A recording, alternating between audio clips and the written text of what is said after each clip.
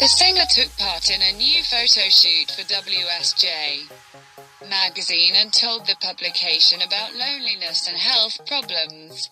Fans of Selena Gomez are looking forward to her new album, the first in 4 years.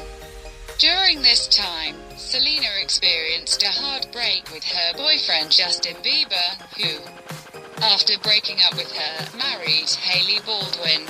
Gomez's new songs are mostly devoted to this moment of life. In an interview, Selena said that she had not been dating anyone for 2 years.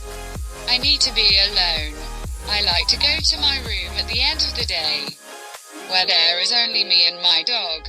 I've been living a completely single life for 2 years now and I don't mind," said the star in an interview. Recently, the 27-year-old Selena often talks about her physical ailments.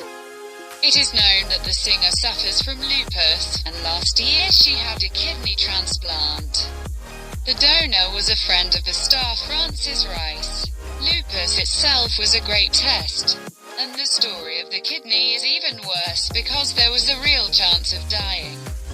The operation was supposed to last 2 hours, but due to complications it was done 7 hours. "This is what makes me get up and walk.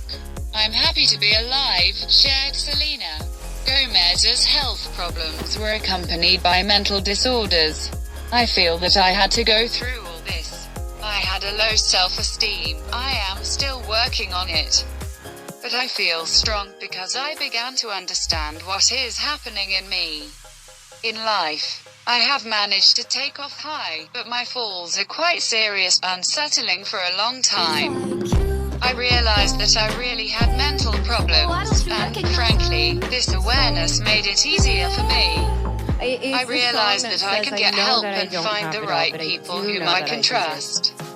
Thanks to the right treatment, my life began to change dramatically," said the singer.